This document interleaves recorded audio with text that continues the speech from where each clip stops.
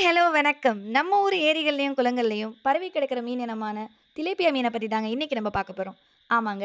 நாட்டு மீன், ஏழைகளின் மீன், ஜிலேபி, ஜிலேபி கெண்டைன்னு பல்வேறு பெயர்கள்ல அழைக்கப்படுற மீனோட உண்மையான பெயர் தாங்க திலேப்பியா. இதனோட பூர்வீகம்னு பார்த்தீங்கன்னா, ஆப்பிரிக்கா. இந்தியர்களுக்கு போதுமான அளவு புரதச்சத்து நிறைஞ்ச உணவு உறுதிப்படுத்துற விதமா, மத்திய கடல் மற்றும் மீன் ஆராய்ச்சி நிறுவனம் மூலமா 1952ஆம் ஆண்டு மொசாம்பிக் திலேப்பியாங்கிற மீன் இனங்களை தாய்லாந்து மற்றும் இலங்கையிலிருந்து இந்தியாவுக்கு கொண்டு வந்தாங்க. அப்படி என்னங்க இந்த மீனோட சிறப்புன்னு பார்த்தீங்கன்னா, எல்லா சுற்றுச்சூழலுக்கும் ஏத்த மாதிரியும் தன்னை தகவமைச்சுக்கிற திறன் கொண்டதுங்க இந்த மீன்.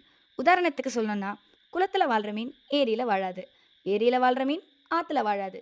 ஆத்துல வாழ்ற மீன் கடல்ல வாழாது. ஆனா இந்த மீன் எல்லா நீர்நிலைகளிலும் வாழும் தன்மை கொண்டதுங்க. வேகமா வளரும், வேகமா இனப்பெருக்கம் செய்யும். ஒரே நேரத்துல 100லிருந்து 300 முட்டைகளிடும். 4லிருந்து 5 நாட்கள்லேயே குஞ்சு பொரிச்சிரும். 10 ஆண்டுகள் வரை உயிர் வாழக்கூடியதுங்க. சூப்பர்ல! எல்லாம் நல்லா தான் இருக்கு.